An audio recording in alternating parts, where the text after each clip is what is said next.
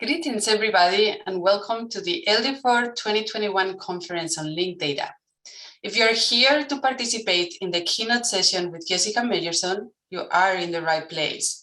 But before starting, just a few housekeeping items. I am Paloma Graziani Picardo, and I will be facilitating this session. Michelle Futornik will be moderating the chat. Please make sure to use the Q&A feature on the menu at the bottom of the screen to ask any questions you might have for Jessica, and she will address them following the talk. This session is being live streamed to the LD4 YouTube channel and recorded.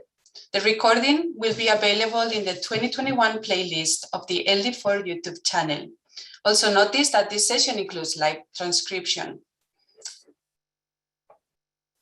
We have a dedicated Slack workspace for this year's conference and expect many of the discussions that start during the sessions to continue in one of the various Slack channels.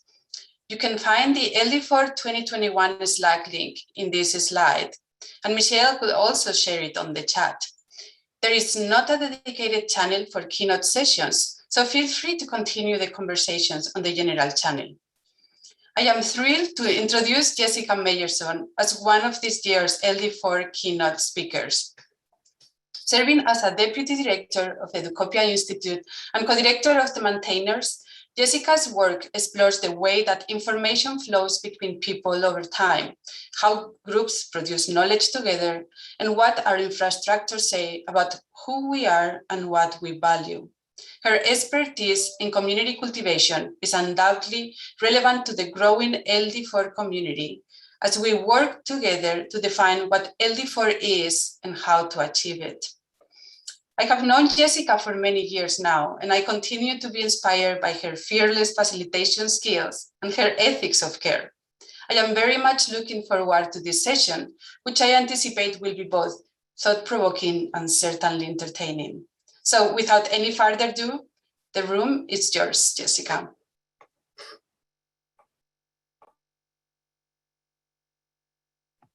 Thank you so much, Paloma, for that warm greeting. I'm just making sure everyone can see my screen. Can you see this?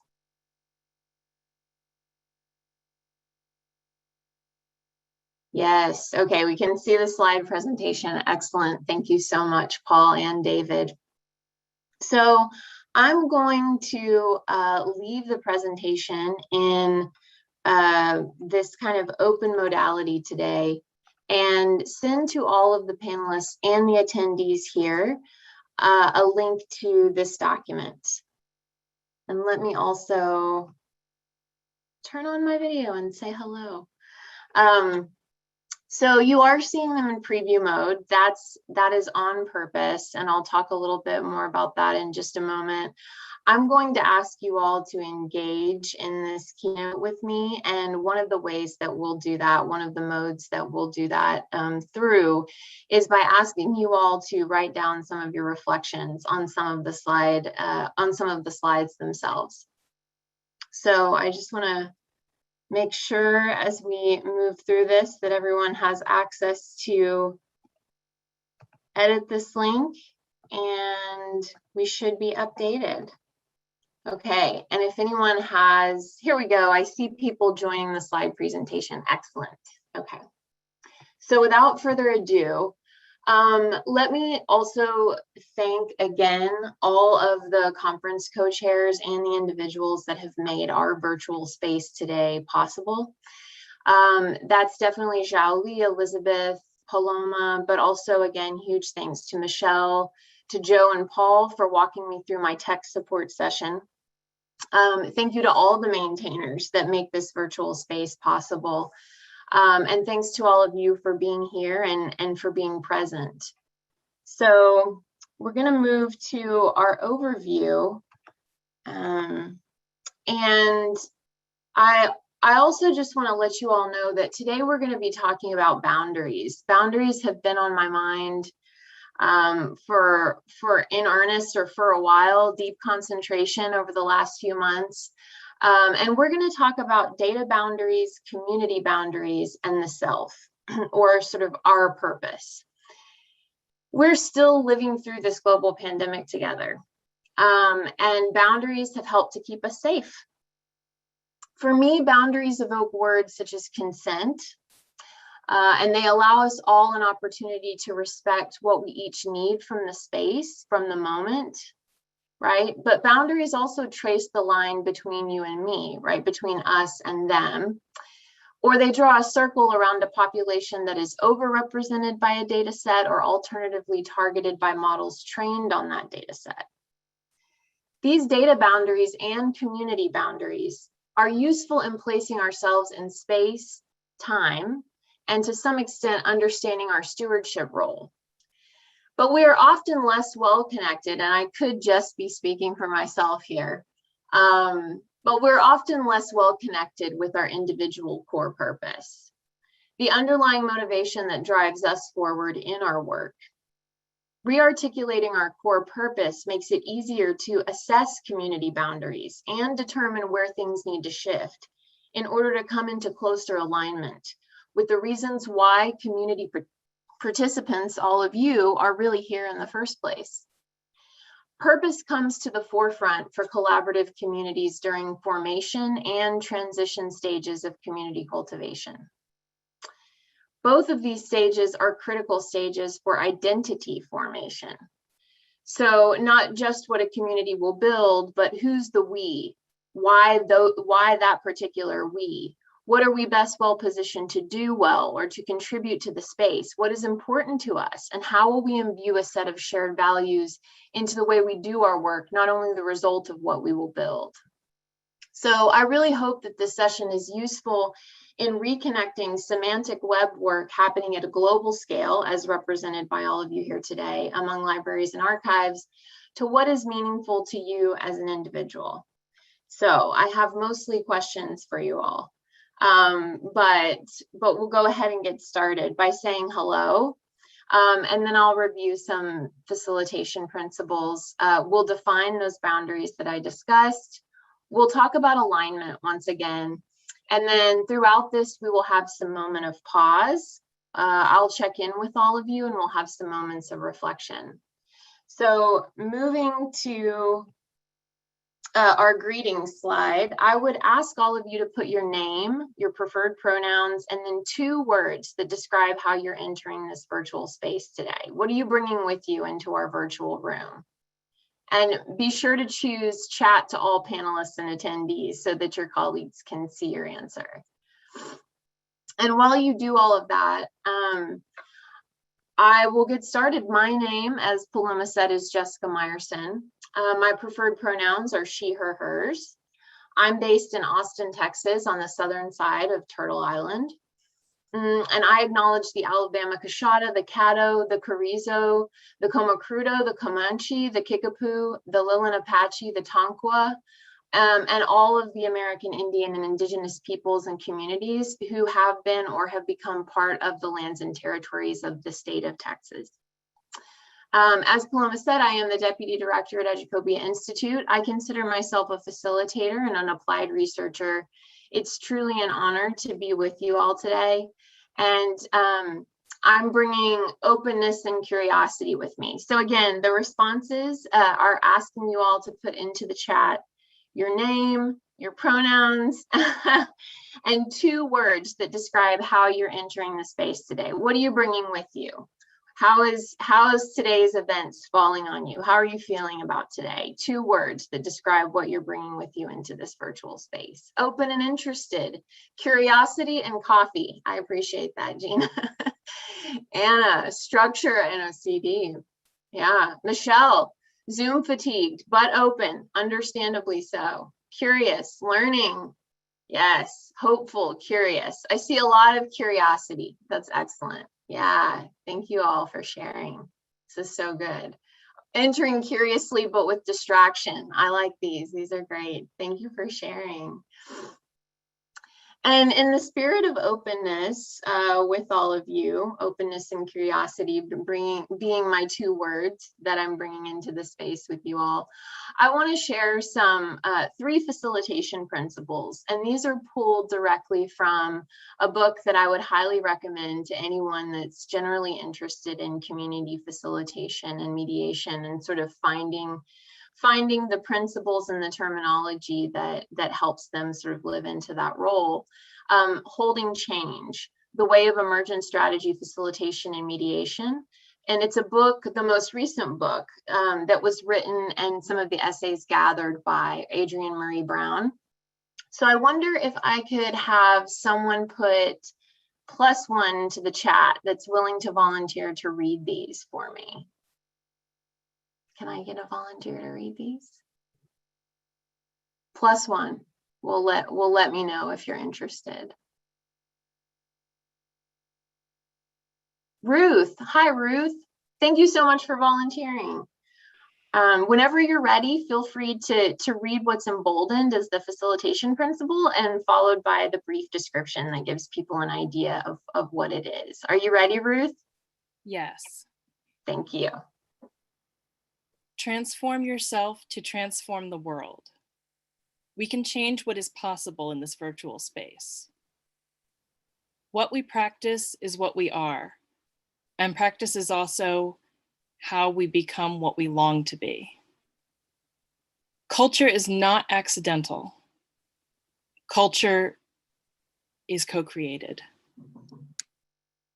Thank you, Ruth. Affirmation for Ruth. Thank you so much for volunteering. Yes, always affirmation for your colleagues that are willing to step up and guide us through the process. And generosity also, thank you, Ruth, for my spelling errors that I find only after you've been reading these aloud. But yes, I see affirmation in the chat. Thank you all so much. Yes, so these are 3 of many facilitation principles from that text and related that I bring with me into these spaces and help keep me grounded. So at this point, we're going to do a check-in. On a scale of 1 to 5, how well does everyone kind of understand these principles? 1 being I'm lost, 5 being I could explain them to someone else.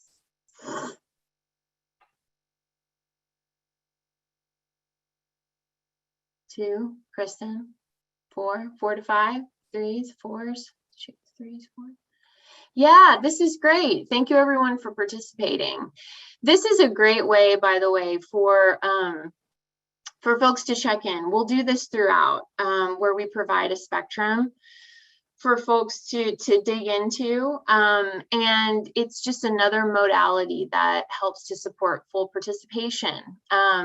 I've been learning over the course of my facilitation practice that sometimes open-ended questions can be generative, but sometimes containers that we can put our responses in are helpful at encouraging us to participate more fully and more frequently. So thank you all so much.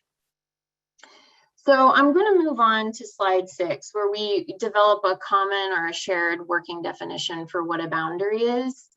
A boundary is a real or imagined line that marks the limit or the edge of something.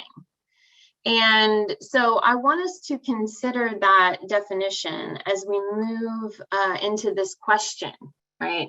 Which is, what work do boundaries do when we talk about data?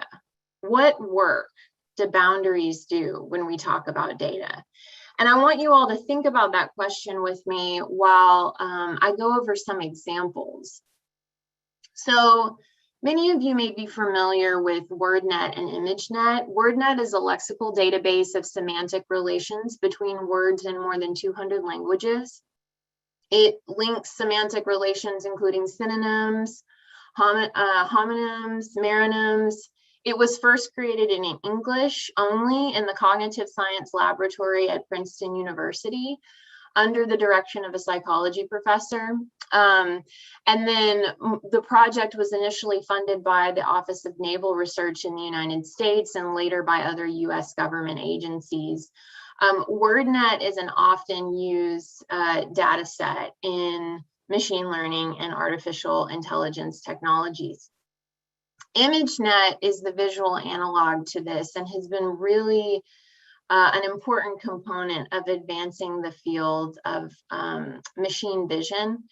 And this really came to kind of fruition or more popularity in 2009 when the AI researcher and professor Fei-Fei Li presented sort of the database at the Conference on Computer Vision and Pattern Recognition.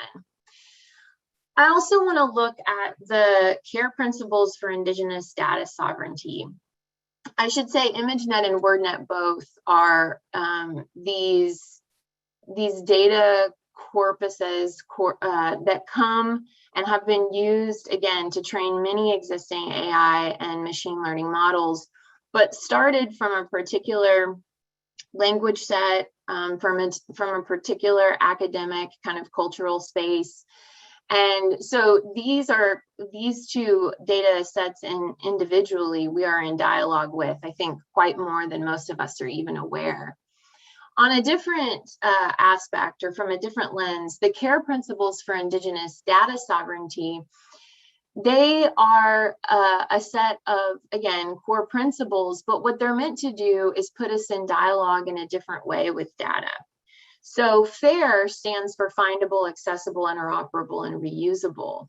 But CARE is looking at things like collective benefit, responsibility. It's focused on the people component of the choices that we make as it pertains to the data, once it is findable, accessible, interoperable, reusable. And which data should actually have those characteristics if we're thinking in terms of privacy or protection over a particular vulnerable population. Another example, and these are data sets. These are more data sets. So the NYC Open Data has boundaries of the boroughs. This is a data set that is specific to the boroughs of New York. UN peacekeeping master data sets have to do with missions, locations, the longitude and latitude of a particular UN mission, the period of time in which it took place. And so with all of these different, very different examples in mind, I want to ask you all again, what work do boundaries do when we talk about data? And to do that, I'm going to ask you all to reflect. So if you go to slide 9 with me, if you're in the slide deck and this is available to you, I want you to just go in there and in 2 to 3 words or a short phrase, just start helping us understand together, what work do boundaries do when we talk about data?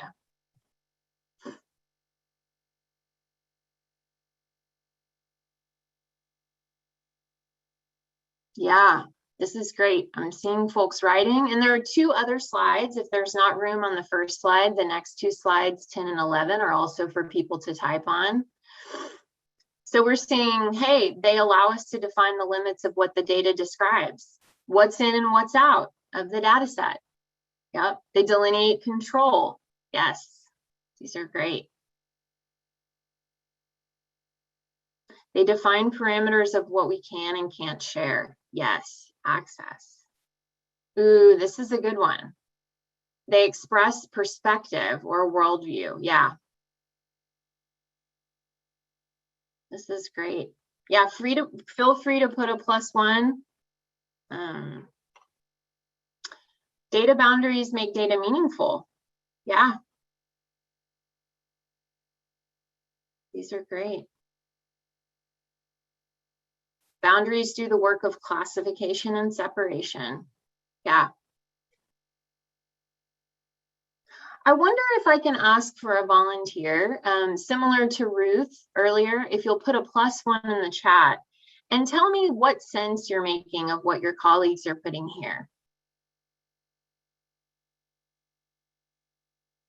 Ed's saying to help us reach our goals. Yeah, boundary objects, absolutely. That is a great reference. All the Susan Lee Starr information infrastructures. Thank you for that.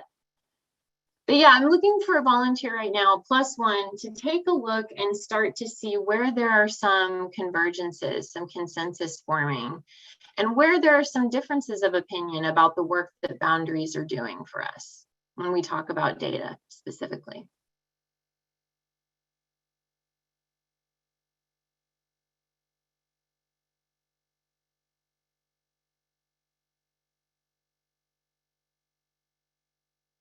It's an invitation to make meaning with me here. Can I get a +1?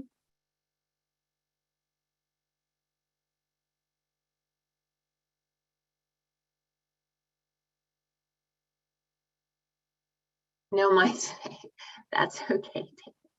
That's okay. I mean, I think what we're seeing is that when the boundaries are well documented, they help us understand the limits of a particular data set. Yeah, so that we don't bring maybe false assumptions about what's possible and what's not possible from that data set into our analysis of it. Yeah, and I'm also happy to repost the slides. Claire, would you like to speak up and just see, you know, what are you taking away from what your colleagues are saying here?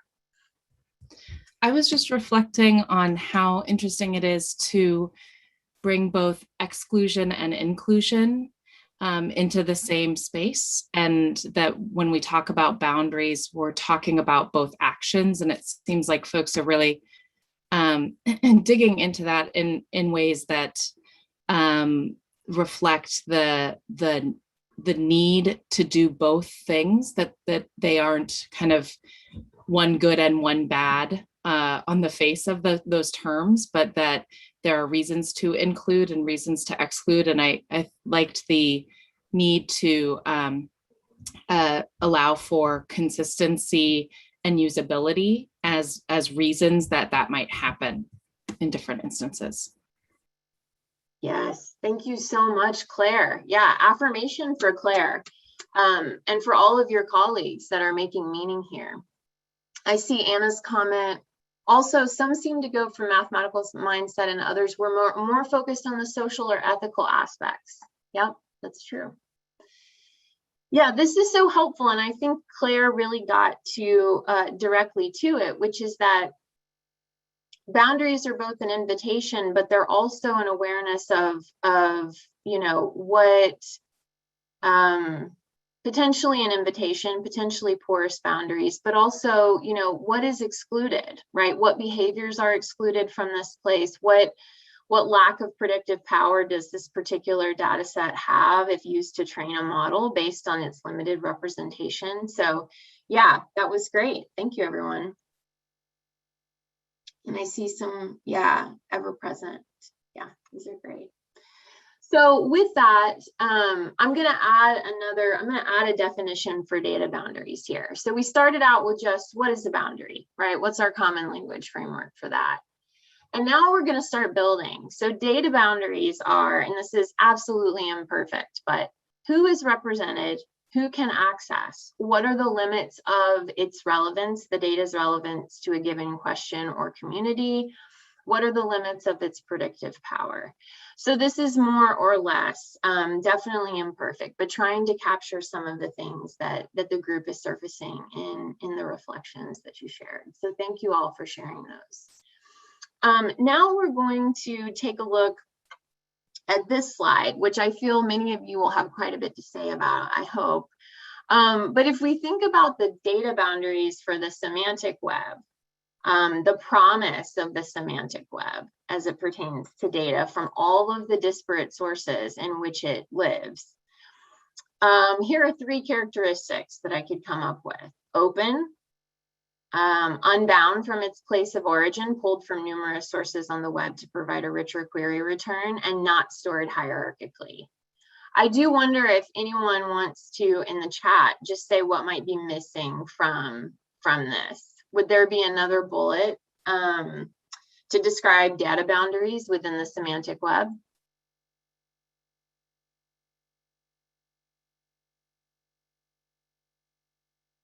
What do y'all think? If not, it's okay. We'll roll with this for now. Machine readable, ontological. Yes.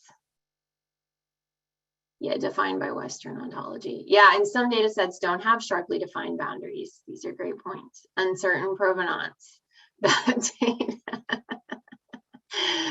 These are great. Yeah, okay. Well, so what we're going to be doing here is we're going to kind of compare these theoretical data boundaries of the semantic web, like generally open, right? Because we want to be able to put things in relationship together. Unbound, ultimately, because you want to have a query that combines data from multiple sources, or you want your query response to combine data from multiple sources. And then this idea of a graph rather than things being stored hierarchically. If we look at the implementation of the semantic web, and you all would know this history, much better than I do, but if we look at kind of the beginning, first of all, the semantic web was started as an academic research effort. There were a lot of calls in the original, I think it was like the 1999, 1991, I'm going to get it wrong, but the Scientific American article, where there's sort of an elaboration on, what is the vision of the semantic web. And it definitely evokes this universality of the World Wide Web. And, universalist design and universalist claims are often somewhat problematic, depending on where that's coming from. And while there was a mandate for the semantic web to be as decentralized as possible, there have been some critiques that one of the problems in sort of uptake or, sustainable action in this direction outside of GLAMS, within and perhaps also outside of GLAMS, was this lack of decentralized infrastructure to host it on. There have also been comments about how we're always caught between the effectiveness of small groups acting independently because they can move faster with consensus potentially, and then the need to mesh that with a much broader community of practice potentially. Also, we see that many open data initiatives are often and increasingly put to the most lucrative use by industry, whose knowledge graphs themselves then sometimes remain proprietary. And so, this is really looking at, whether or not there is a disjunction between some of the promise of the semantic web and its implementation. So on a scale of 1 to 5, how accurate would you all say that there is a misalignment between intended data boundaries for the semantic web and its implementation so far? So 1 would be not accurate. I don't see a misalignment between those two things. And 5 would be like, yes, there's a clear misalignment here. See a lot of 4s. 3, 4, 4 to 5. Yeah, that's interesting. Yeah, so you can see amongst your colleagues that there's quite a bit of overlap. Definitely some 3s, but a lot of 4s here. And I'm wondering if I could get one of my, let's see, maybe someone on the upper end. Paloma, I wonder if I could ask you to volunteer to speak to why you selected 4 or 5 on this particular one.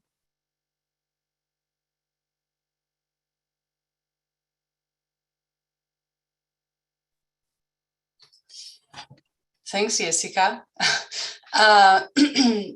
The reason why I was thinking it was 4 to 5, maybe 5, it's way too much.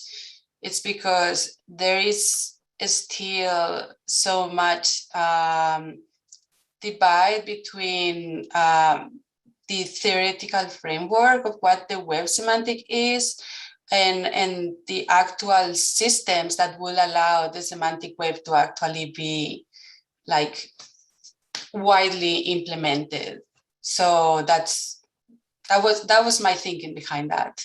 Yeah, that's super helpful. I wonder, how many of you resonate with what Paloma's just said. I see quite a few more 4s, and Robert's is a 5. Yeah, +1 to what you had said there, Joy, Paloma, from Joy and from Ruth.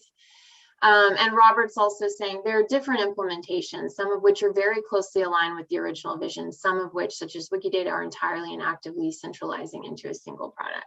Yeah, that's super helpful. So I think with that said, and to Paloma's point about who LD4 is, who the LD4 community is at the opening plenary, we're going to move on to thinking together about community boundaries, and the ways that the LD4 community has articulated its scope and goals in the form of a few different items. So if y'all will follow me here to slide 17.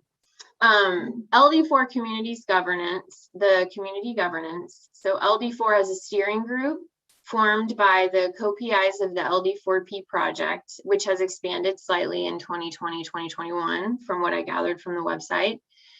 The community aims to be very lightweight and largely self-organizing with a playbook for affinity groups. So new affinity groups can be added, and there's kind of a blueprint for doing that. And there was an emphasis on few permanent structures. So that's our governance. That's how we're making decisions. That's how we move activities forward.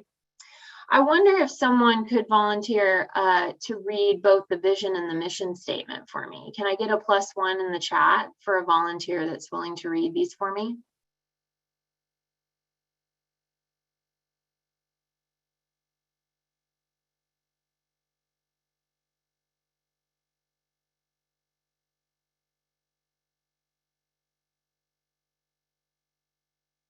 Michelle, thank you so much for volunteering. So if you can read the vision, pause for a moment and read the mission, that would be great.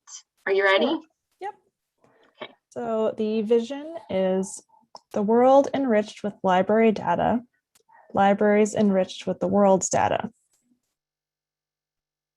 And for the mission, advance library and archival practices by establishing an open, diverse, sustainable, and library and archives-led community. Together, we explore, learn, and collaborate to raise awareness and know-how, encourage adoption, and foster an ecosystem of interoperable standards, tools, and services in order to move linked open data and other techniques from theory into practice at scale.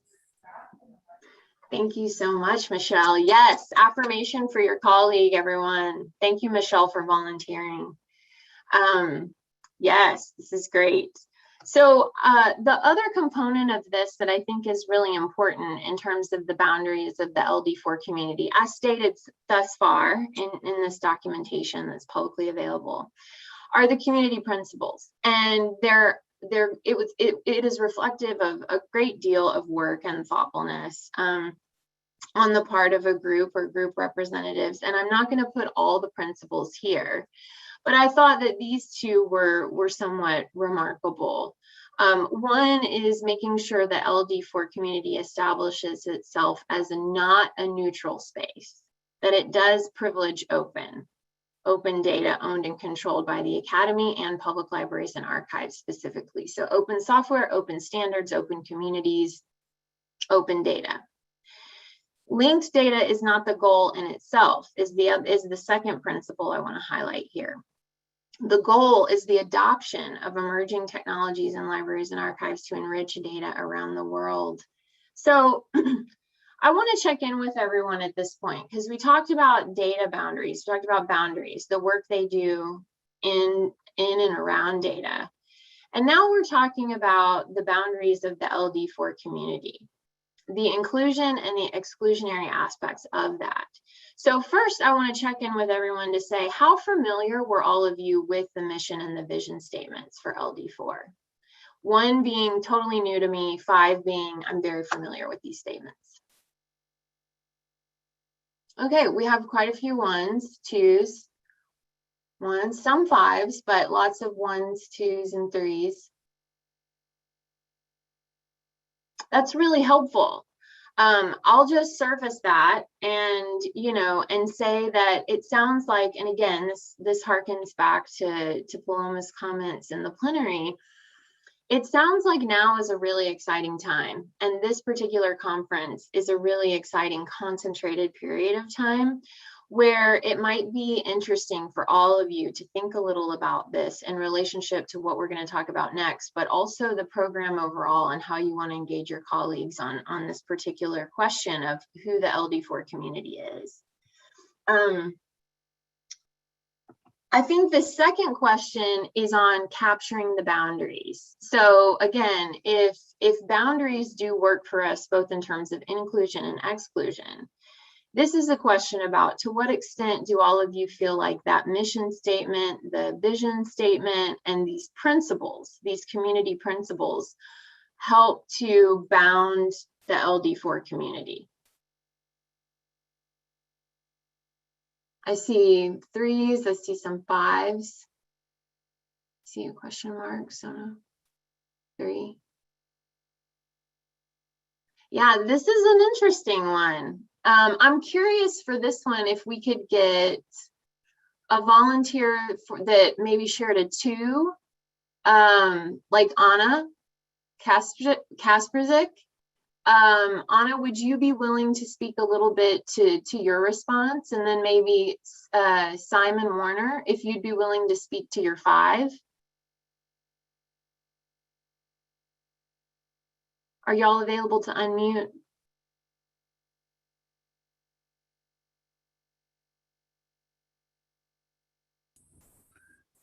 Hi, this is Simeon. Hi, Simeon. One of the people who wrote the boundaries, I am very familiar with it, and there was a very definite attempt in the creation to try and draw a boundary around the community that was both expansive enough to be useful, but small enough that we weren't trying to boil the ocean.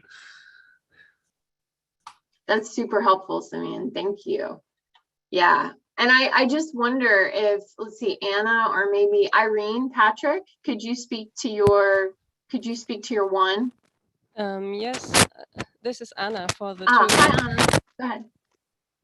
Connected to the fact that your definition states more what it is not about, and also it's not about linked data itself as a goal, and also just the adoption of new technologies, of which we don't know yet what they are, because there are always new upcoming technologies. Actually, it's more about what it's not, but yeah. No, that's super helpful. Yeah, thank you, Anna. I think, these are, my hope is that these are, I'm asking more questions than I'm providing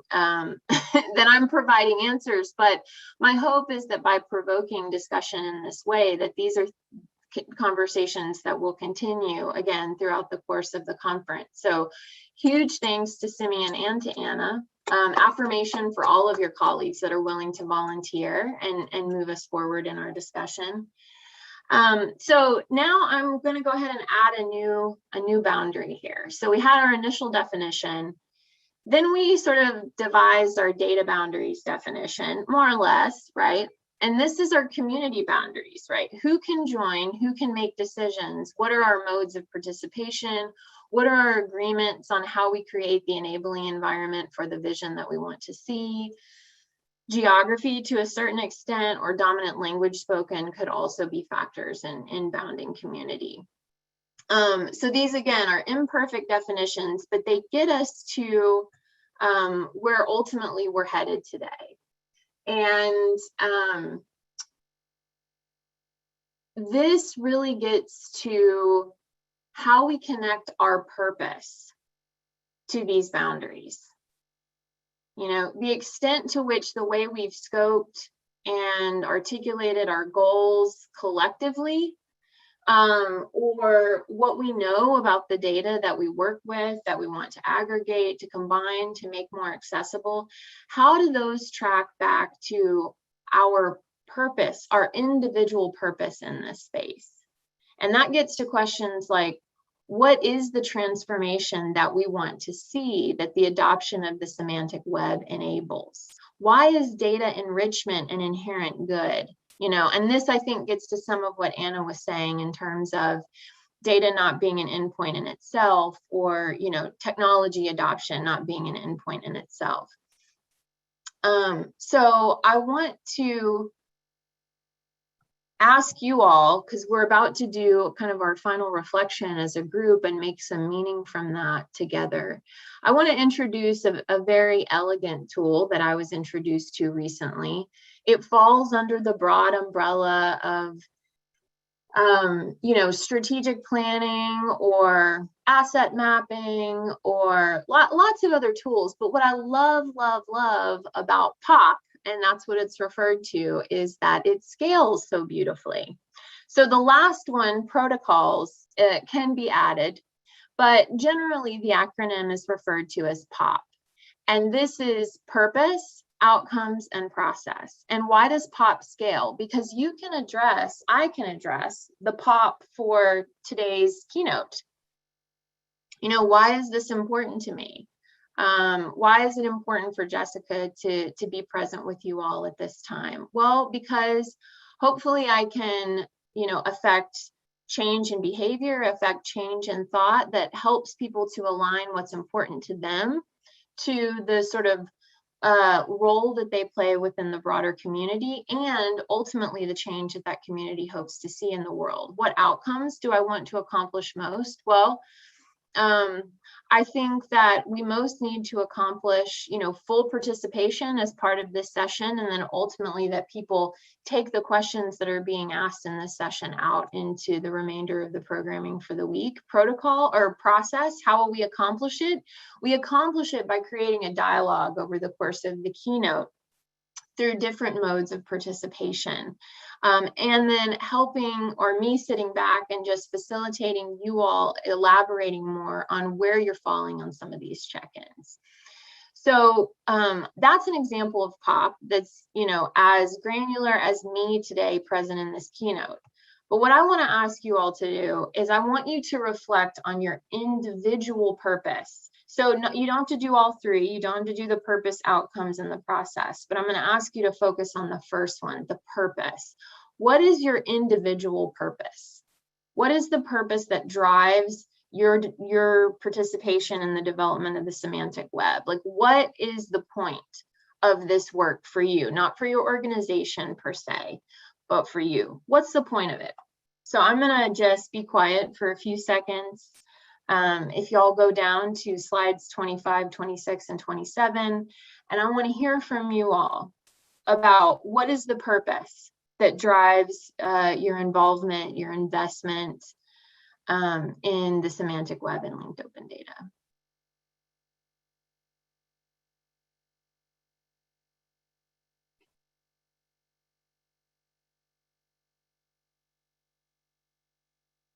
This is looking great. Thank you all for sharing. Keep typing. Yeah, I see y'all in there. And I'm actually going to go ahead in advance and ask for 2 volunteers to put a +1 in the chat to help make meaning with me and your colleagues about this sort of personal purpose in linked open data.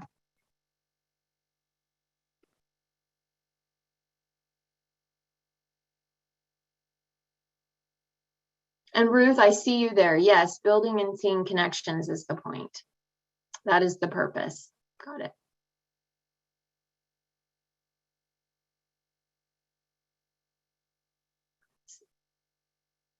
Kara, I want to make the research tool I wish I had had. That's okay. That's a good purpose. That comes from a real place. That comes from your lived experience. Yeah. Not wanting others to go through the same sort of challenge that you had. Okay, these are great. So let me go ahead and ask one more time. And Alexandra, I see you can't type into the slide. My purpose in participating in development of the semantic web is to share knowledge to as many systems as possible, meet people where they are, to contribute to and highlight a multiplicity of viewpoints. Yes. So the semantic web is potentially about avoiding myopia, you know, seeing the world through just our sort of like cultural glass or our knowledge frame. Yeah, Stephen, there's some play here involved. So let me get two volunteers to put +1 in the chat to just read aloud or to look at what some of your colleagues have put in there for their purpose and help make meaning here with me. Draw out the things you want to know more about, right? Is there anything here you want to talk about with your colleagues the rest of this week?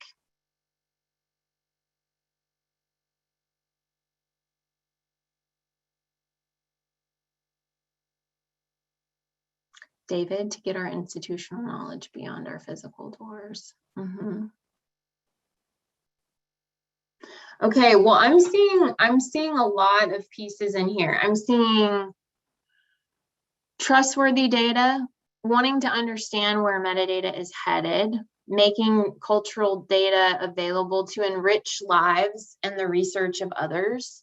I think this is where, this is the stuff we're really, and y'all, I'm just gonna like make this text a little bit smaller so that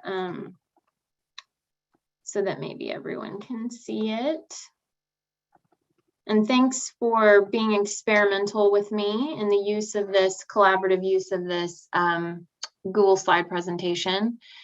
Yeah, I see create trustworthy knowledge resources, expanding intellectual access, discovering new knowledge that won't be found otherwise. Create an environment for scalable and open contribution to a shared, participatory, global information ecosystem. I see a lot of focus on there's inherent value in multiplicity of worldview, polyvocality, that it's not a true ecosystem, information ecosystem, unless there is a diversity of sources and voices. Allowing others to make new and deeper connections. Yeah, so there's a lot of personal meaning here, a lot of purpose that comes down to giving other people the access and the tools they need to make meaning from knowledge that comes from sources that may or may not be in their same cultural and information frame. So there's definitely a cross-cultural meaning-making component to all of this. And I wanted to do this exercise with y'all and to ask you this question so that you can take it with you. And we want to zoom back out here. We want to zoom back out and we want to think about our initial definition of boundary. We want to think about our data boundaries, right? Who's represented in the data, who can access it, what are the limits of its relevance? Community boundaries, who can join, who can make decisions, how do people participate, how is full participation in different modalities encouraged? And then your individual purpose. What gives this work meaning? What gives life meaning? And this is a personal boundary, right? This is a personal boundary that helps to explain why and how we allocate our time and attention. And I think it's a really important point that we continue to use this question, is this on purpose for me, right? To determine the role that we play within our community, within the LD4 community and beyond. And also the aspects of this particular work, this linked open data work that we choose to drive within our organizations. So we have to make sure that in our desire to produce value for our constituents, whoever those people may be, that we're intentional in the role that we play in datafication, which I'm sure Lauren will talk about more in her keynote if she's bringing in some concepts from data feminism. And that we're not merely advocating that more data is all that we need in order to make tools or models better and better, right? So that we're not always driven by more equals better. There are these questions of quality, relevance, access that many of you have pointed to today. And especially that we're aware of these things and the consequences of data-intensive models, since they've already proven life-threatening, right, for many vulnerable populations. As is underscored in Coded Bias, the documentary, many of you may have seen this. We're making predictions about the future based on data that captures a history of systemic oppression, right? So with individual purpose as your guide this week and beyond, we can more easily maintain the boundary between where we're likely to have the greatest transformational impact and the activities that are available to you as a member of the LD4 community.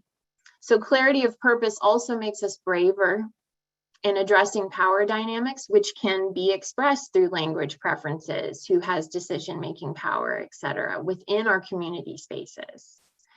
And how do we think about data boundaries, community boundaries, and personal boundaries of purpose as layered, right?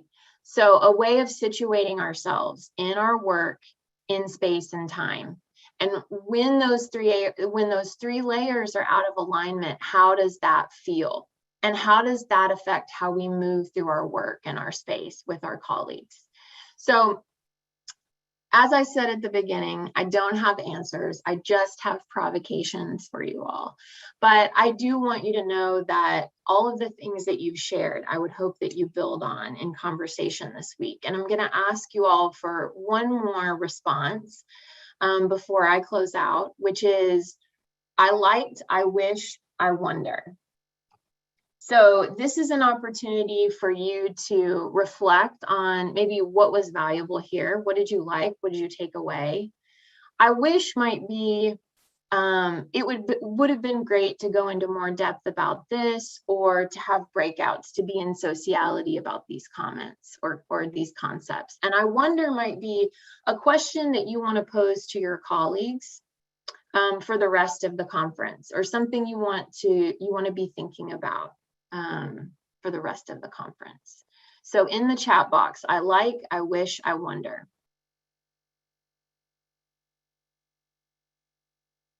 Oh, so many good comments in the chat too. This is incredible. Yeah.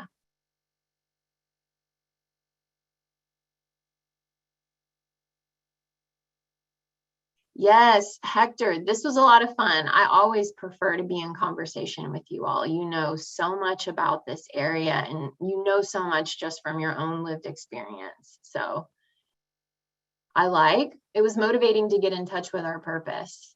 Yeah. Anna, I wonder if we have to cut back on the ideals of the original vision of semantic web, even if I would hate that. I wonder how to expand inclusion and diversity via these tools and principles.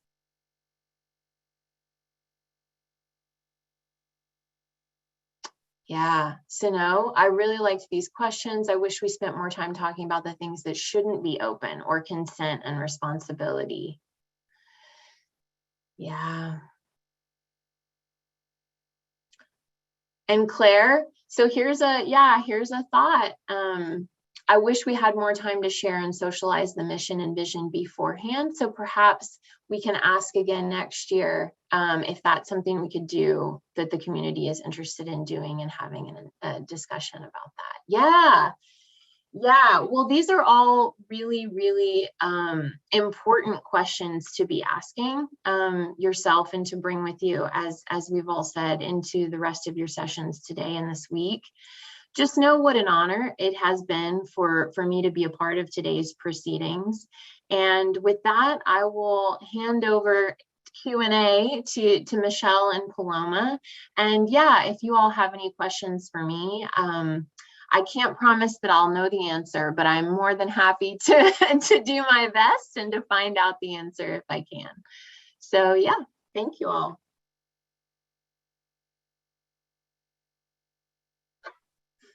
Well, this was fantastic, Jessica. Thanks so much. Thanks so much for sharing with us, and thanks so much for making us think and reflect. And definitely it's going to bring up a lot of conversations throughout this week. I don't think that there are any questions really on the question and answer part, and I feel like you made it so that people were like answering. People were not asking questions. People were answering your questions. But still, I know that this conversation needs to continue. Let's see if we have specific questions for you on the chat. Okay, so there's one from Laura. What's the cost of maintaining the trees, and how does it get paid? Oh, Laura, do you mean like semantic trees? What are...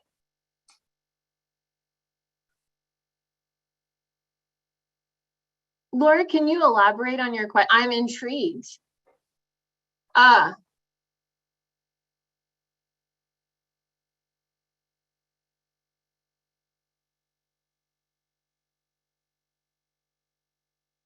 Laura, did you want to? Yeah, you found it. Okay, that was my comment.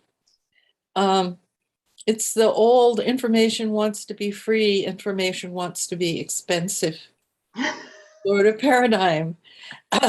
We want it to be. We need it to be. But how there are some things that need to be paid for. So I'm very sorry I missed the beginning of this talk. I had a meeting I felt like I had to attend at work. But this is very, very, very interesting. So Yeah.